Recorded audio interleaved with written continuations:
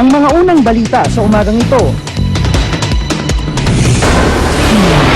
Mga estudyante sa kolehiyo, balik eskwela na ngayong araw. Paligid ng mga kolehiyo at pamantasan, mahigpit na babantayan ng PNP. Araw ng Kalayaan, masayang pinagdiwang sa iba't ibang bahagi ng Pilipinas. 100 bahay sa Romania, nalubog sa baha.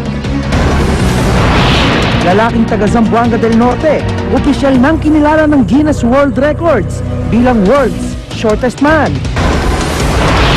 At Angelina Jolie at Brad Pitt, nagbigay ng perang katumbas ng mahigit 21 million pesos sa mga biktima ng buhawi sa Joplin, Missouri. Huwag pahuli, tutok na sa unang balita.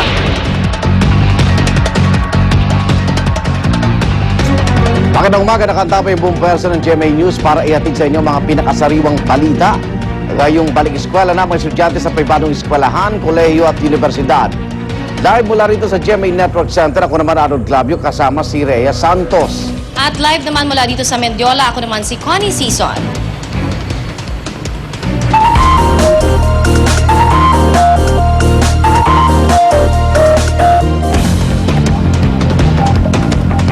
At alamin na natin latest sa first day of classes sa mga kolehiyo at pamantasan sa Mendiola sa Maynila. Daron natin kasama si Connie Sison. Connie. Salamat, Igan. Inaasahan nga natin ngayong araw na ito na mayroong mahigit 2.6 million na mga estudyante ang papasok ngayong araw na ito sa kanilang mga colleges and universities. Dito naman sa aking kinatatayuan ngayon sa Mendiola, inaasahan natin, Igan, na mayroong 4 na magbubukas na estudyante ang mga eskwelahan, particular na itong FEU, UE, CEU at San Beda. At inaasahan nga natin maya-maya lamang mga alas 6 daw ay lilibot itong si NCRPO Director General Alan Purisima dito sa area na ito. At sa mga nabanggit kong eskwelahan, ang uunahin niya ay itong FEU, susundan naman na iikutan niya ay ang UE at pupunta siya dito sa area natin kung saan ako nakatayo ngayon sa CEU at tatawid papunta naman ng San Beda. Ang naturang pag-iikot nitong si NCRPO Director Purisima ay pagpapakita daw ng suporta para sa pagbubukas nga ng mga universities and colleges dito sa area ng University Belt at ito ay bilang pagbibigay na rin ng kanilang assurance na ang pulisya ay handang mag-asiste sa anumang kakailanganin ng mga estudyante ngayong araw na ito, particularly sa pagbubukas ng eskwelahan nga dito sa mga area ng University Belt. Samantala dito sa Mendiola pa rin ay meron ng ipinakalat na 10 pulis na magtatalaga naman dito sa area na ito para magbigay ng assistance sa mga estudyante. At natanong nga natin kanina lamang si Superintendent Jimmy Tew, siya naman ang Station Commander ng Santa Mesa Station at nabanggit niya na itong 10 policemen na daw na ito ay sapat na para magbigay ng assistance sa area ng Mendiola. Dahil sa nakalipas naman daw na 3 taon, Igan, na namumuno siya sa area na ito ay wala naman daw na mga major untoward events na nakikita sila. So, itong policeman na ito na pinakalat niya nga dito sa area na ito ay sasapat lamang para asistihan ang may 4,000 to 6,000 na mga estudyante na papasok dito sa Mendiola area para sa morning shift pa lamang yan. At inaasahan naman sa afternoon shift, another 4,000 to 6,000 na naman ang kanilang aasistihan maya-maya lamang. Wala pa rin daw na mga traffic rerouting na inaasahan, maliban na lamang kung matutuloy ang kanilang na-gather na intelligence reports, kanina lamang na nagsasabi na sasabayan daw bandang alas 9 ng umaga ng mga rallyista itong pagbubukas ng klase naman dito sa may Mendiola area. In any case, ang nakikita nyo naman dito sa aking likuran, na may mga barikada. Kung ating mapapakita, meron ditong mga barikada sa aking likuran. Ito yung mga gagamitin naman ng pulis, mamaya-maya lamang kung matutuloy sakasakali yung pagbabanta naman ng pagrarally ng mga rallyista dito naman sa area ng Mendiola. Ito yung pangsara dito sa may Mendiola area para maproteksyonan itong mga estudyante. Ito yung mga barikada sa likuran ko at may mga pulis na rin na nakikita tayo very, very visible dito. At kapag mangyari yan, Igan, ay inaasahan nga na isasara itong Mendiola area at ang lahat ng mga vehicles ay inaasahang i-divert dito sa may Legarda. Ang Legarda inaasahan na traffic na as usual pero lalo pa daw magiging heavy traffic kung sakasakaling nga na matuloy. Ano? Meron din dalawa kasi doon na magbubukas ngayong araw na ito. No? Ito yung Arellano University at Santa Catalina University. Gayun din, doon naman sa area ng Santa Mesa itong PUP. Kung kaya't inaasahan ng lahat na mag-monitor sa kanilang mga TV no? At radyo para sa traffic rerouting na ito kung sakasakali mang maipatutupad. At maya-maya lamang din na Igan ay bibigyan naman natin kayo ng mga assistance na gagawin daw ng pulisya dito sa University Belt area, particularly dun sa mga crime-prone area sa labas ng University Belt para lalo pang maasistihan at maging smooth itong first day ng mga pagpasok dito sa colleges and universities sa area. Samantala, sa puntong ito naman, kamustahin naman natin ang lagay ng mga magbabalik eskwela dyan naman sa may Katipunan area at naroon ngayon ang ating kapusong si Dano Tingkungko. Dano?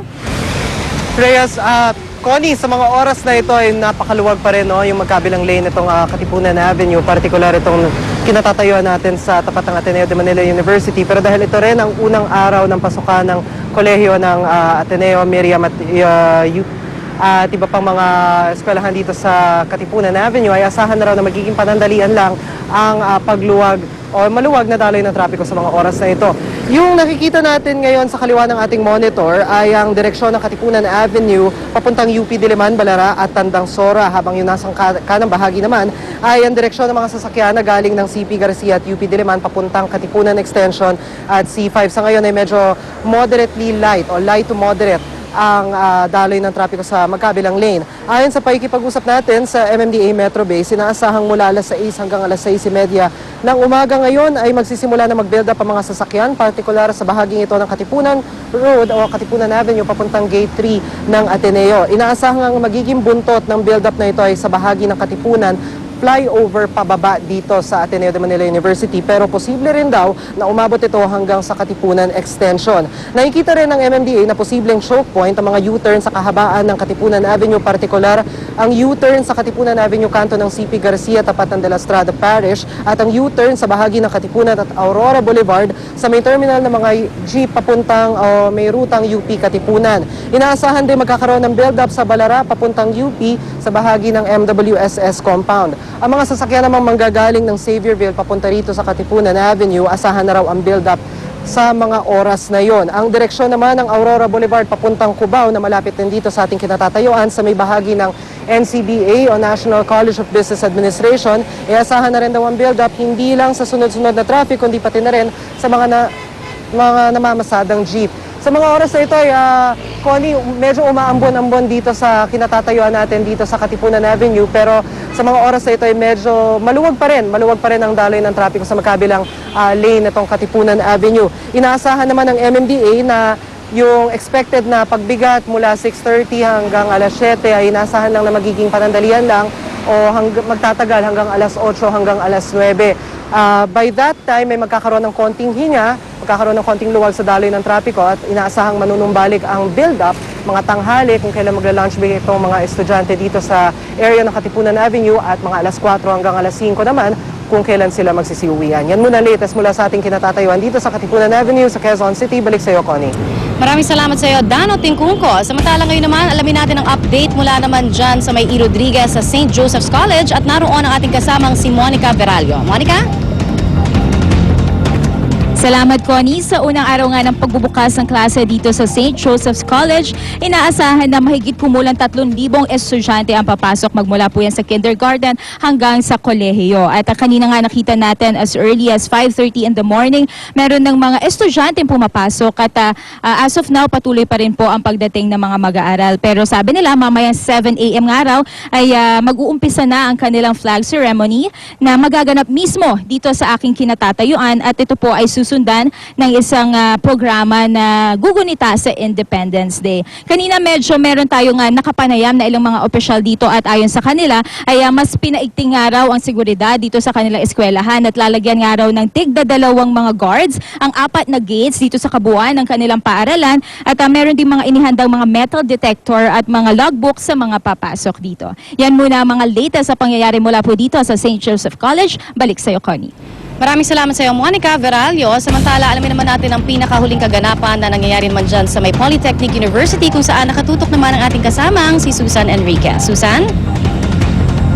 Yes, maraming salamat Connie. Alas 7:30 po ang simula ng klase dito sa Polytechnic University kung saan ay 30,000 hanggang 35,000 ang naka-enroll dito sa PUP campus sa Santa Mesa, Manila. At bago magsimula yung klase ng 7:30, magkakaroon po ng orientation ang presidente ng PUP na si Gideong Dante Guevara, lalong-lalo na doon sa mga freshmen o yung mga ngayon lamang po first year college at dito papasok sa PUP. Kaya naman po tuloy-tuloy na yung pagdating dito ng mga estudyante, especially yung mga first year college students dahil syempre kailangan marinig nila kung ano ang sasabihin ng presidente dito sa gagawing orientation namin alas 7 ng umaga. Pero bago pa man po magsimula ang orientation kanina, napansin natin dito ho sa may sa flagpole kung saan magkakaroon ng flag ceremony mamaya ay meron pong naglagay ng streamer kung saan ay tumututol po doon sa pinapatupad na K+12 program ng DepEd at ito'y agad-agad na ipinaalis ng mga security guard ng naturang paaralan at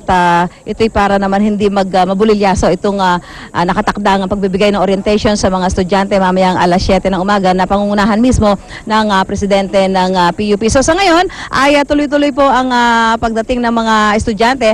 Alas 7:30 hanggang alas 9 po ng gabi ang pasok dito. At ito nga po yung isang state-owned college na talaga naman hong patuloy yung paglaki ng mga gusto makapasok. At ang tuition po dito ay maabot ng 12 pesos per unit. Kaya naman talagang marami ang naghahangad na makapag-enroll dito sa naturang universidad. So patuloy ho natin susubaybayan at inaasahan na magiging mapayapa naman. Although nakikita na ho natin na hindi pa man nagsimula, meron na gusto makapagpahayag ng kanilang mga damdamin sa mga usapin ngayon, lalong-lalo na po ito pinapatupad ng K+12 program ng DepEd. Mula po rito sa PUP Santa Mesa, back to you, Connie.